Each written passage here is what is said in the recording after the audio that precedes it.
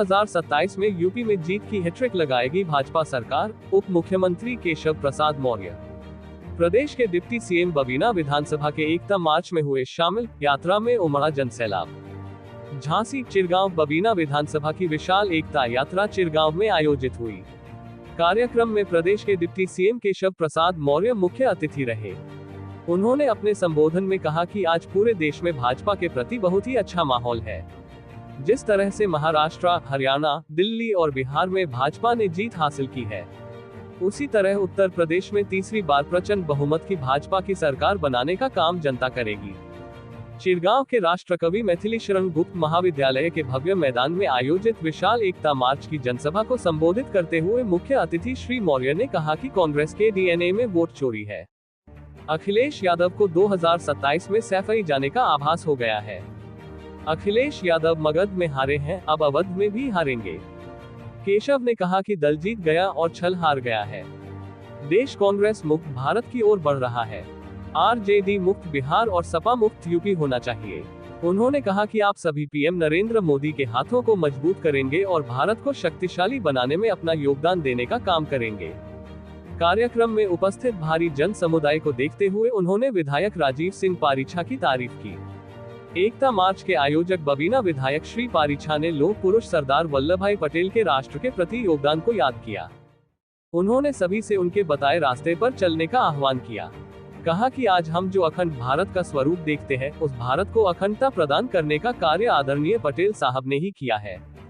इससे पूर्व वीर रस के चर्चित कवि राम भदावर ने अपनी ऊर्जावान रचनाओं से माहौल को भक्ति रस से सरोवर कर दिया। जनसभा के बाद निकली भव्य और विशाल एकता यात्रा में महाविद्यालय से मुख्य अतिथि उप मुख्यमंत्री केशव प्रसाद मौर्य भी शामिल हुए। यात्रा मंडी, रामनगर चौराहा, थाना, पहाड़ी चुंगी, पहाड़ी तिराहा मिश्रा ढाबा से अंतिम पड़ाव महेवा तिराहे पहुंची, जहां पुनः जनसभा हुई। प्रत्येक चौराहे पर यात्रा में शामिल लोगों पर पुष्पवर्षा की गई। यात्रा में देशभक्ति गीत, विभिन्न झांकियां भी सम्मिलित हुई। यात्रा के माध्यम से सभी ने राष्ट्रपुरुष सरदार पटेल को श्रद्धांजलि अर्पित की। कार्यक्रम में एमएलसी श्रीमती रमा निरंजन, रामतीर्थ सिंघल, डॉक्टर बाबूलाल तिवारी, दर्जा प्राप्त राज्य मंत्री हरगोविंद कुशवाहा, जमुना प्रसाद कुशवाहा, विधायक रश्मि आर्य, जवाहरलाल राजपूत, मेयर झांसी बिहारी लाल आर्य, जिला अध्यक्ष हेमंत परिहार, प्रदीप पटेल, चिरगांव नगर पालिका अध्यक्ष कुंवर राघवेंद्र सिंह, यात्रा प्रभारी मुकेश मिश्रा, ब्लॉक प्रमुख चंद्रकांतेश वर्मा, डॉक्टर वैभव गुप्ता, संजीव श्रृंगेरी आदि उपस्थित रहे। उत्तर प्रदेश झांसी से सुधीर सिंह की रिपोर्ट। लौह पुरुष सरदार वल्लभ भाई पटेल जी की 150वीं जन्म जयंती के अवसर पर सभी विधानसभाओं में एकता यात्रा का आयोजन किया जा रहा है। उसमें हिस्सा लेने के लिए आया हूं, लेकिन जब आया हूं तो साथ में यह भी वंदे मातरम गीत के गान के रचना के 150 वर्ष पूरे होने पर भी उत्सव मनाया जा रहा है। भगवान बिरसा मुंडा जी की जन्म जयंती का समारोह भी मनाया जा रहा है। साथ में आत्मनिर्भर भारत को लेकर के भी हमारा कार्यक्रम चल रहा है। एक भारत श्रेष्ठ भारत को लेकर के भी चल रहा है। तो अभियानों के क्रम में आज झांसी आने का मौका मिला है और इसे मैं सौभाग्य समझता हूं, जहां कार्यकर्ताओं से मिलना होता है। और अभी हम लोग बिहार में भारतीय जनता पार्टी का जो गठबंधन एनडीए है, ऐतिहासिक विजय वहां पर हुई है और बिहार की जनता ने देश को एक संदेश दिया है कि अब जंगल राज, गुंडा राज, कट्टा राज, तुष्टीकरण, जातिवाद, परिवारवाद की राजनीति का भविष्य अंत की ओर है। और जो लोग झूठ के आधार पर दुष्प्रचार करने का काम करते हैं, जो राजनीति में शब्दों की मर्यादा का ध्यान नहीं रखते हैं, उनको जैसे बिहार की जनता ने संदेश दिया है, वैसे देश की जनता अलग अलग राज्यों में संदेश देगी। सर, अखिलेश जी कह रहे हैं कि अब बिहार को जीत लिया है, भाजपा को यूपी में नहीं जीतने देंगे। श्री अखिलेश यादव जी के बूते की बात नहीं है। श्री राहुल गांधी जी के रास्ते पर वो चलने की बात कर रहे हैं। वह भी भाजपा को देश में जीतने से रोकना चाहते थे, लेकिन भाजपा को रोक नहीं पाए। मोदी जी को प्रधानमंत्री बनने से तीसरी बार नहीं रोक पाए। और बिहार हो, उत्तर प्रदेश हो या देश का कोई राज्य हो, लोकसभा चुनाव के बाद भी हम लोग हरियाणा जीते, हम लोग महाराष्ट्र जीते, हम लोग दिल्ली जीते, अभी बिहार भी जीते और आगे हम लोग केरल से लेकर के, तमिलनाडु से लेकर के, आसाम से लेकर के पश्चिम बंगाल भी जीतेंगे। अब गुंडागर्दी, बूथ कब्जा, बूथ लूट करके देश लूटना, बूथ लूट करके प्रदेश लूटना, ये माफियाओं के बल पर अब राजनीति नहीं चलेगी। देश जाग गया है।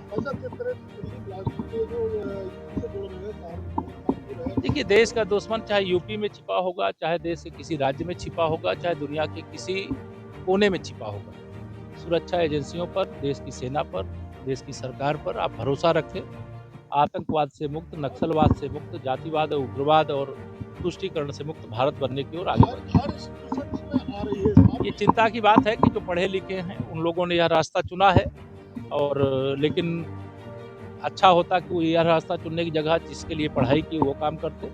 लेकिन अगर आतंकवादी बनने की कोशिश कोई पढ़ लिख करके भी करेगा तो उसका भी वही हश्र होगा जो बाकी का हो रहा है। बिहार में, लेकिन लालू को परिवार की तो घर गया पूरी तरह। देखिए, परिवारवाद की राजनीति के अंत की ये शुरुआत है, और वो पहले उत्तर प्रदेश में भी एक तरह से ये श्री मुलायम सिंह यादव जी का भी परिवार बिखरा ही है, वहाँ लालू प्रसाद यादव जी का परिवार बिखर रहा है, और बाकी परिवारवादी राजनीति करने वालों के परिवार भी बिखरेंगे।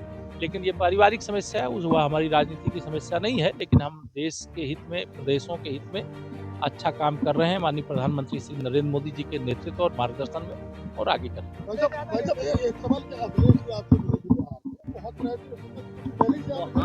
रिजल्ट बता दिए थे क्या? नहीं, वो हमसे पूछ रहे थे लड्डू कब खिला रहे हो, मैंने कहा 14 नवंबर को रिजल्ट आएगा, उस दिन खिला देंगे। फिर मैं उनको खोजता रहा, 14 नवंबर को मिले ही नहीं, तो लड्डू खिलाने का मौका नहीं मिला। क्या जाएंगे लड्डू खिलाने?